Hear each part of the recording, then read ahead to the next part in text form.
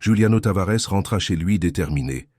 La journée avait été longue, épuisante, et la sensation que tout échappait à son contrôle ne quittait pas sa poitrine.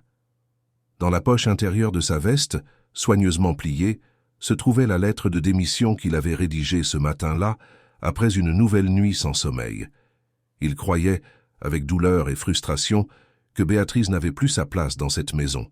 Non pas parce qu'elle était incompétente, mais parce qu'elle semblait trop distante de sa fille, trop silencieuse, presque invisible. Pour un homme qui avait déjà perdu sa femme et qui se sentait comme un père raté, cela ressemblait à une nouvelle défaillance impossible à supporter. En montant les escaliers, Juliano marchait lentement, comme si chaque marche pesait des tonnes. Le couloir était silencieux, et la porte de la chambre d'Alice, entr'ouverte, laissait filtrer une lumière douce. Il respira profondément avant de la pousser, prêt à appeler Béatrice et à clore ce chapitre une bonne fois pour toutes. Mais dès qu'il ouvrit la porte, le monde sembla s'arrêter. Béatrice était assise par terre, jambes croisées, complètement absorbée par le jeu. Alice, les cheveux détachés et vêtue d'une simple robe, riait aux éclats, tenant une poupée habillée de jaune. Béatrice prenait différentes voix, inventait des histoires, créait tout un univers sur le tapis coloré. Ce n'était pas un jeu mécanique ou forcé. C'était de l'affection pure, une attention réelle, une présence authentique. Le rire de la petite fille résonnait dans la chambre comme une musique. Un rire que Juliano n'avait pas entendu depuis des mois. Il resta immobile. Les mots qu'il avait répétés s'évanouirent. Le papier dans sa poche semblait le brûler. Alice regarda vers la porte et son sourire s'élargit encore lorsqu'elle vit son père. « Papa, regarde. La poupée, elle voyage, » dit-elle joyeusement. Béatrice se tourna surprise, portant la main à sa poitrine. « Monsieur Juliano, Pardon, je n'avais pas réalisé que vous étiez rentré, » dit-elle en se levant rapidement, visiblement gênée. Juliano tenta de répondre, mais sa voix ne sortit pas. Un nœud se forma dans sa gorge quand il comprit quelque chose qu'il avait ignoré pendant des mois. Sa fille était heureuse, vraiment heureuse, et ce bonheur avait un nom, un visage, des gestes simples qu'il n'avait pas su voir. Ses yeux s'embuèrent, et sans pouvoir l'empêcher, une larme coula. Alice le remarqua immédiatement. « T'es triste, papa ?» demanda-t-elle en s'approchant avec ses petits pas rapides. Il s'agenouilla et la serra fort dans ses bras, respirant l'odeur familière du savon pour enfant, sentant la chaleur de son petit corps contre le sien. « Non, mon amour. Papa est juste très ému, » répondit-il en essayant de sourire. Béatrice observait la scène sans savoir quoi faire, les mains entrelacées, le cœur battant. Juliano releva les yeux, et, pour la première fois, la regarda vraiment. Il vit en elle quelque chose qu'il ne s'était jamais autorisé à voir. Une jeune femme simple, mais pleine de dignité, avec une sollicitude silencieuse qui parlait plus fort que n'importe quelle parole. « Béatrice, assieds-toi un peu ici, » demanda-t-il en montrant le tapis. Elle hésita mais obéit, gardant une certaine distance. « Il faut que je te dise quelque chose, » commença-t-il en prenant une grande inspiration. « Aujourd'hui, je suis rentré chez moi décidé à te renvoyer. » Béatrice devint livide, ses yeux se remplirent de larmes. « Mais après avoir vu ça, après avoir vu ma fille comme ça, j'ai compris que j'avais complètement tort. » Elle baissa la tête, essayant de retenir ses pleurs. « Je n'ai jamais cessé de me soucier d'Alice, monsieur. J'ai juste essayé de respecter la douleur qui régnait dans cette maison, » répondit-elle d'une voix tremblante. Alice retourna s'asseoir par terre et poussa 2 poupées vers eux. « Maintenant vous jouez aussi, » décréta-t-elle. Juliano sourit sans s'en rendre compte et prit une poupée maladroitement, provoquant les éclats de rire de sa fille. Béatrice observait, surprise. Pour la première fois, les 3 semblaient vraiment ensemble. L'après-midi se déroula différemment. Sans réunion, sans téléphone qui sonne, sans cette sensation constante d'absence. Juliano resta là, présent, attentif. Quand Alice commença à bâiller, Béatrice se leva pour préparer le bain, mais il l'arrêta. « Aujourd'hui, c'est moi qui le fais. Tu en as déjà assez fait. » Elle sourit timidement, sentant quelque chose se réchauffer dans sa poitrine. Dans la cuisine, l'odeur du dîner emplit l'espace. Alice parlait sans arrêt, racontant les détails de l'après-midi. Juliano écoutait tout, réalisant à quel point il s'était éloigné de la routine de sa propre fille. Béatrice, silencieuse, observait cette reconnexion avec un sourire discret, comme quelqu'un qui assiste à quelque chose de précieux. Une fois Alice endormie, Giuliano appela Béatrice pour parler. La lettre de démission était toujours dans sa poche, oubliée. « Je dois te présenter mes excuses », dit-il avec sincérité. « Je t'ai jugé sans te connaître. » Béatrice respira profondément. « Je voulais juste m'occuper d'elle comme si c'était ma propre fille », avoua-t-elle. Le silence qui suivit n'était pas gênant. Il était chargé de quelque chose de nouveau, de possibilités. Giuliano comprit à cet instant que la décision qu'il avait failli prendre aurait détruit bien plus qu'une relation professionnelle, quelque chose de bien plus grand, quelque chose qui commençait tout juste à se révéler. Il regarda Béatrice et sut, avec une certitude qui l'effrayait, que cette nuit changerait tout. Cette nuit-là, Giuliano mit longtemps à s'endormir. Le plafond de sa chambre semblait lointain, tandis que ses pensées s'en mêlaient. Il revoyait sans cesse la scène dans la chambre d'Alice, comme un film qui refusait de quitter son esprit. Le rire de sa fille, la naturelle de Béatrice, cette étrange sensation de paix qu'il avait ressentie pour la première fois depuis des mois. Tout cela contrastait trop violemment avec la décision froide qu'il avait prise quelques heures plus tôt.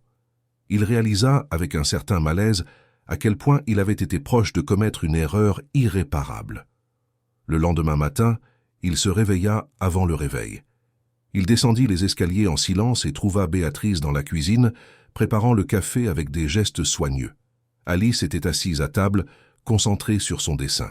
La scène semblait simple, mais quelque chose en elle était profondément différent. Il n'y avait plus de tension, plus de silence lourd. Il y avait une routine, mais une routine vivante. « Bonjour », dit-il, presque timidement. Béatrice leva les yeux et sourit. « Bonjour, monsieur Giuliano. » Il respira profondément. « Tu peux m'appeler juste Giuliano. » La demande la surprit. Elle acquiesça, un peu embarrassée.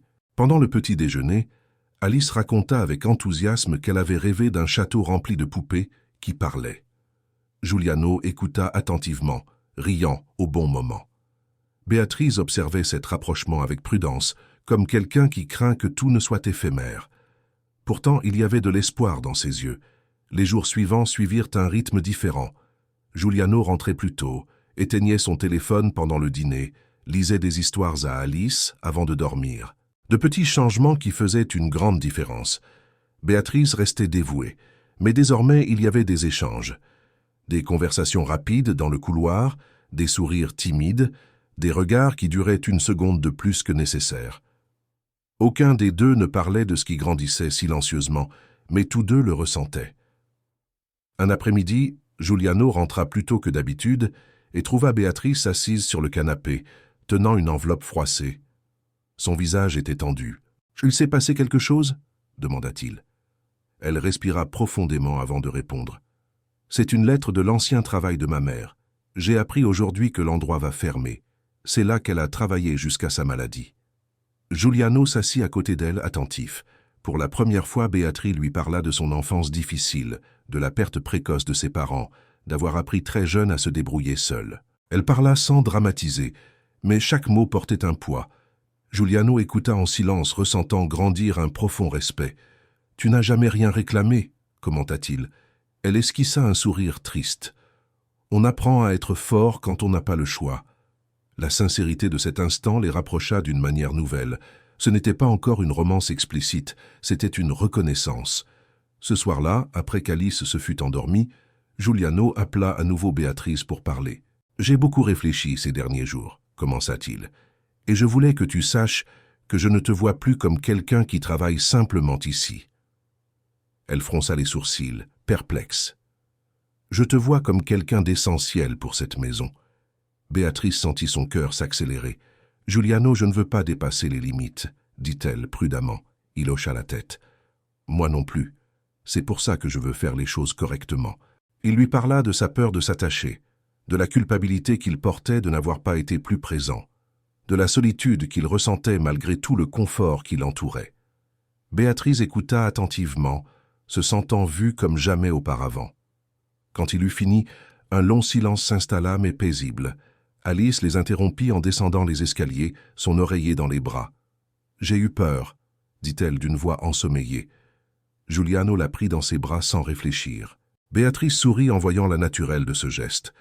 Il ramena la petite fille dans son lit et resta jusqu'à ce qu'elle se rendorme. Quand il revint au salon, Béatrice était toujours là. « Merci, dit-elle, d'essayer. » Giuliano sourit. « J'aurais dû essayer avant. » Il respira profondément avant de continuer. « Béatrice, je ne sais pas exactement ce qui va se passer désormais, mais je sais que je ne veux pas te perdre. » Elle sentit ses yeux s'embuer. « Moi non plus, je ne veux pas partir, avoua-t-elle. » À cet instant, il n'y eut ni grande promesse ni déclaration excessive, juste une compréhension silencieuse que quelque chose se construisait avec soin. Giuliano lui proposa de venir vivre dans la maison, non comme une obligation, mais comme un choix. Béatrice hésita, parla de sa peur de trop s'attacher, de blesser Alice si quelque chose tournait mal. Il répondit calmement. « La seule chose que je peux promettre, c'est le respect et la vérité. » Après plusieurs jours de réflexion, Béatrice accepta. Elle emménagea progressivement, apportant peu de valises et beaucoup d'appréhension. Alice fit la fête comme s'il s'agissait d'un anniversaire. Giuliano observait tout avec attention, déterminé à protéger cette nouvelle configuration de tout jugement extérieur. Les commentaires ne tardèrent pas à arriver. Des parents éloignés d'anciennes connaissances, des regards en coin. Giuliano affronta chacun avec fermeté. Quand son frère remit en question ses choix, il répondit sans hésiter « Elle fait du bien à moi et à ma fille. » Cela suffisait. Béatrice ressentait le poids des jugements, mais elle ressentait aussi quelque chose de plus grand, l'appartenance. Pour la première fois, elle ne se sentait plus invisible. Giuliano veillait à l'inclure dans les décisions, à l'écouter, à la respecter. Avec le temps, l'affection se transforma en amour déclaré, construit avec patience et soin. Une nuit, assis dans le jardin après avoir couché Alice, Béatrice prit la main de Giuliano. « Je n'aurais jamais imaginé que ma vie pourrait être ainsi, » dit-elle. Il serra sa main en retour. « Moi non plus. » Ils regardèrent le ciel en silence, conscients que le chemin à venir aurait des défis, mais certains qu'ils ne le parcourraient pas seuls. Là, sous les étoiles, ils comprirent que le véritable amour ne naît pas d'impulsion, mais de choix quotidiens. Et ce choix, fait dans la chambre d'une enfant, continuait de se confirmer chaque nouveau jour. Des mois plus tard, Giuliano entra à nouveau dans la chambre d'Alice et sourit en se souvenant du passé. Béatrice rangeait les jouets pendant que la petite fille dormait paisiblement. La maison avait un autre rythme, un autre son, une autre vie. Il comprit que choisir de rester, d'écouter et de changer avait sauvé bien plus qu'une relation de travail. Cela avait sauvé une famille entière. Béatrice leva les yeux et croisa les siens, complices. Ils n'eurent pas besoin de parler. L'amour était là, simple et solide, construit avec un respect quotidien, un soin constant et un courage silencieux, prêt à continuer. Ensemble, ils avancèrent, protégeant Alice, choisissant toujours la vérité, l'affection, la présence, le dialogue, l'espoir, la confiance, l'avenir.